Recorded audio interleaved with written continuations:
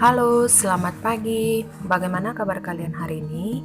Hari ini kita masuk pelajaran bahasa Indonesia dengan materi menganalisis struktur dan kaidah kebahasaan teks anekdot.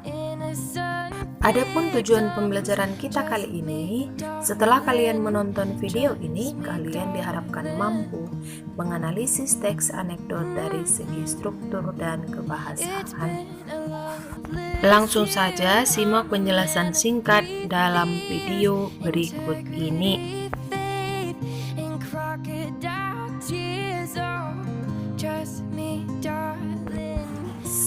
Perhatikan cerita berikut ini. Kita akan menganalisis sebuah teks anekdot berdasarkan struktur dan kebahasaannya. Pada video ini telah Ibu buat sebuah teks anekdot yang berjudul Peringkat Korupsi Dunia. Nah, lengkap juga pada teks ini sudah ada analisis dari segi struktur dan kebahasaan teksnya. Silahkan kamu baca sendiri teks anekdot yang telah saya buat ini.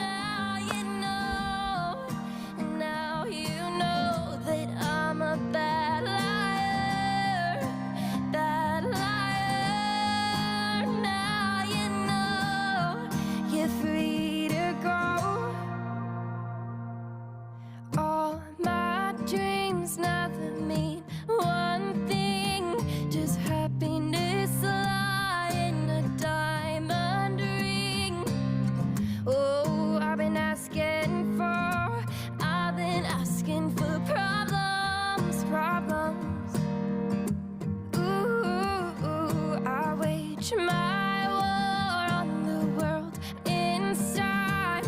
I take my gun to the enemy side.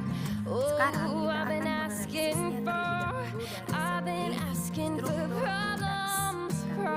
Itu adalah unsur yang membangun. So look me in the eyes, tell me what you see. Perfect paradise, tearing at the seams. I wish I could escape.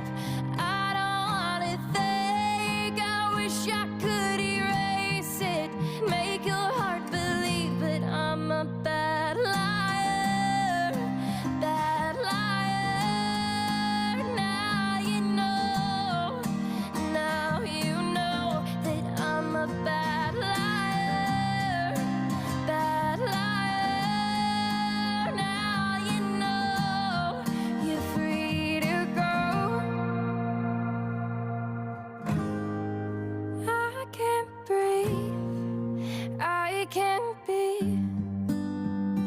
I can't be what you want me to be. Believe me, this one time, believe me. I'm a bad liar, bad liar. Now you know that I'm a bad liar, bad liar.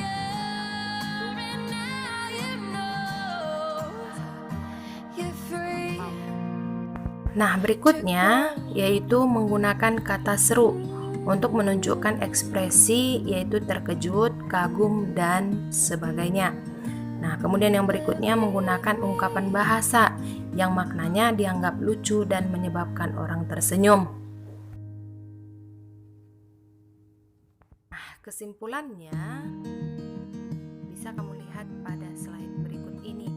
Yang pertama, struktur teks anekdot itu ada 5, yaitu abstrak, orientasi, abstraksi merupakan ringkasan isi tentang objek atau hal yang hendak disindir atau dikritik.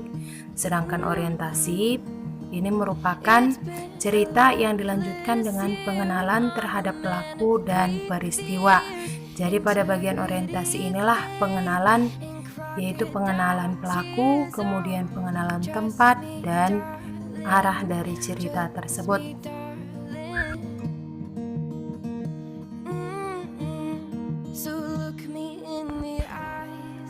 Krisis yaitu saat yang menentukan di dalam cerita atau drama ketika situasi menjadi berbahaya dan keputusan harus diambil. Cerita yang mulai memuncak dan hampir menuju penyelesaian, itulah yang dinamakan krisis.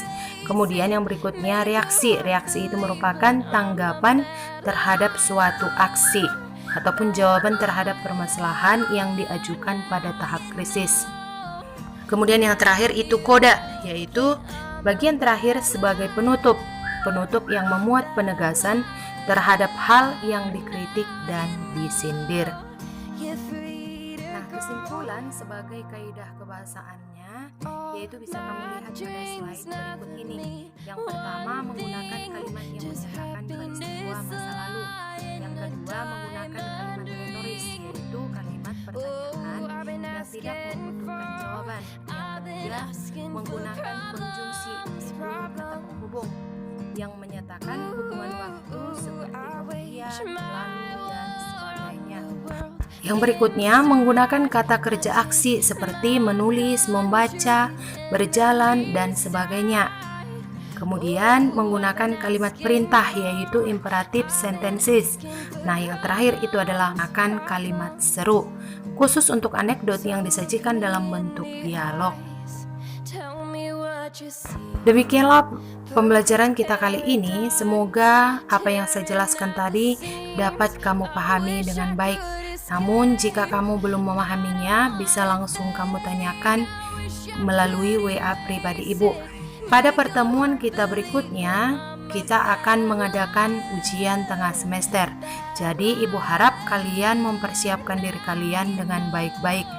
Selamat pagi dan sampai jumpa.